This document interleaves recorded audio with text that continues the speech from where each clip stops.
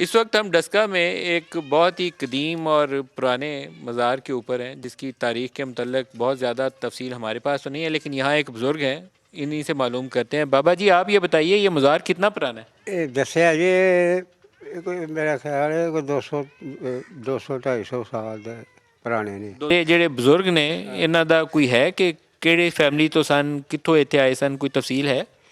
ਇਹ ਜੀ ਸਰਕਾਰ ਮੈਂ ਤੁਹਾਨੂੰ ਦੱਸਣਾ ਗੱਲ ਜਦੋਂ ਦੇ ਨਾ ਉੱਥੇ ਸਿਆਲਕੋਟ ਪੀਰ ਮਰਾਦੀਆ ਹੋਇਆ ਨਾ ਜੀ।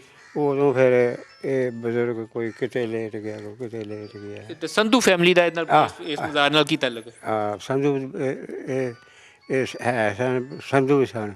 ਇਹ ਸੰਧੂ ਸਨ ਹਾਂ। ਤੇ ਸੰਧੂ ਫੈਮਿਲੀ ਦਾ ਆਗਾਜ਼ ਇਹਨਾਂ ਬਜ਼ੁਰਗਾਂ ਤੋਂ ਹੀ ਹੋਇਆ? ਹਾਂਜੀ ਹਾਂਜੀ। ਤੇ ਪੂਰਾ ਕੀ ਬੋਲਦੇ ਨੇ ਬਾਬਾ ਜੀ ਨੂੰ? ਬਾਬਾ ਜੀ ਕਾਲਾ ਮਹਿਰ ਬਾਬਾ ਜੀ ਕਾਲਾ ਮੈਂ ਕਹਿਰਾ ਮਹਿਰ।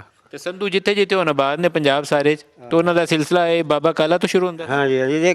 ਇਹਦੀ ਕਿਤਾਬ ਹੈ ਪੂਰੀ। ਅੱਛਾ। ਇਹ ਸਾਡੇ ਇੱਕ ਆਪਣਾ ਭਾਈ ਹੈ ਉਹਦੇ ਕੋਲ ਚੌਰੀ ਤਾਰਕ ਕੋਲ। ਇੱਕ ਉਹ ਕਾਸਟ ਆਫ ਪੰਜਾਬ 'ਚ ਵੀ ਇਹਦਾ ਸ਼ਾਇਦ ਮੈਨੂੰ ਦੱਸ ਰਹੇ ਸਨ ਇੱਥੇ ਕਿ ਉਹਦੇ 'ਚ ਵੀ ਜ਼ਿਕਰ ਆਉਂਦਾ ਹੈ ਕਿ ਅੰਗਰੇਜ਼ ਨੇ ਲਿਖੀ ਹੋਈ ਕਿਤਾਬ ਹੈ, ਤੇ ਉਹਦੇ 'ਚ ਵੀ ਕਹਿੰਦੇ ਇਹਦਾ ਜ਼ਿਕਰ ਆਉਂਦਾ ਹੈ। ਤੁਹਾਡਾ ਆਪਣਾ ਕੀ ਨਾਮ ਹੈ ਬਾਬਾ ਜੀ? ਮੇਰਾ ਨਾਂ ਜੀ ਰਿਆਸਤ ਅਲੀ ਜੀ। ਰਿਆਸਤ ਅਲੀ ਸਾਹਿਬ, ਖੁਸ਼ ਰਹੋ, ਬਹੁਤ ਸ਼ੁਕਰੀਆ। ਤੇ